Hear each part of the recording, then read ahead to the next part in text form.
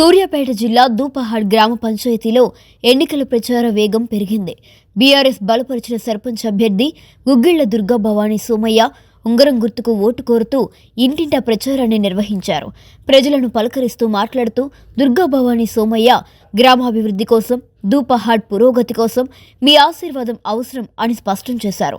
మాజీ మంత్రి జగదీష్ రెడ్డి ఆశీస్సులతో రెండోసారి పోటీ చేస్తున్నానని, సమస్యల పరిష్కారం, సేవాభావంతో పనిచేయడం నా ఏకైక ధ్యేయమని తెలిపారు. మీరు ఉంగరం గుర్తుకు ఓటేసి గెలిపిస్తే నేను నాయకురాలుగా కాదు కానీ మీ గ్రామ సేవకురాలుగా పనిచేస్తా అని దుర్గా భవానీ భరోసా ఇచ్చారు. దూపహాడ్ గ్రామాన్ని అభివృద్ధి పథంలోకి ముందుకు తీసుకురావాలని సంకల్పించిన ఆమె ప్రజల మద్దతు కోరుతూ ప్రచారాన్ని మరింత వేగవంతం చేస్తున్నారు. నా దూపాడు గ్రామ ప్రజలకు బీఆర్ఎస్ పార్టీ నుంచి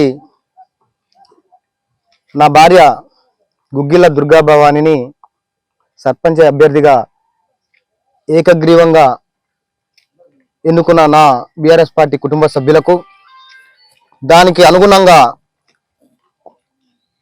నాకు బాధ్యతలు అప్పగించిన మాజీ మంత్రివర్యులు సూర్యాపేట శాసనసభ్యులు గుంటకల్ల జగదీష్ రెడ్డి గారికి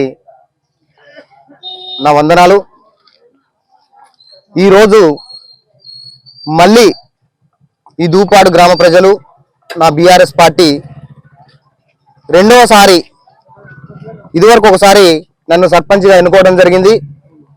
ఇప్పుడు ఎస్సీ మహిళ కావడంతో మళ్ళీ నా భార్యకు అవకాశం ఇచ్చినందుకు నా దూపాడు ప్రజలకు, నా పార్టీ నాయకులకు, నా పార్టీ కార్యకర్తలకు, మా పై ముఖ్య నాయకులందరికీ నా వందనాలు తెలుపుతూ, ఈరోజు కొంతమంది ఒకసారి పదవి అనిపించిండు కదా, మళ్ళెందుకు పోటీలో నిలబడ్డాడు, ఆయన అప్పుల పాలైండు అని విమర్శలు గుప్పిస్తున్నారు.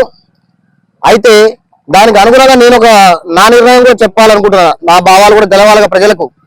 నేను ప్రజలకు సేవ చేసిన పార్టీలకు అతీతంగా అందరితోటి మమేకమై ఉన్న ఈ దూపాడు గ్రామంలో నేను సర్పంచ్ చేసినప్పుడు పార్టీలకు అతీతంగా పనిచేసిన కాబట్టి ప్రజలు నన్ను ఆదరిస్తారని నమ్మకంతో మళ్ళీ నేను ఈ పోటీలో దిగడం జరిగింది. ఏమన్నా అంటే డబ్బులు నేను ప్రజలకు సేవ చేస్తానికి వచ్చిన, డబ్బులు పెడతాను కాదుగా నేను వచ్చింది. నేను ఆల్రెడీ ప్రజల్లో ఉన్న నాయకుడిని.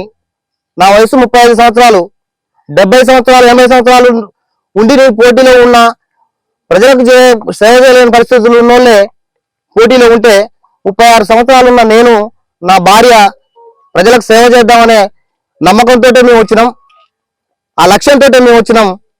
అంతేగాని ఏదో పదవులు అనుభవించాలి, అక్రమ సంపాదనతోటి మాత్రమే ప్రజలకు డబ్బులు పంచి, మద్యం పంచి పోటీ చేయాలనే ఉద్దేశంతో వాళ్ళు వచ్చిర్రు.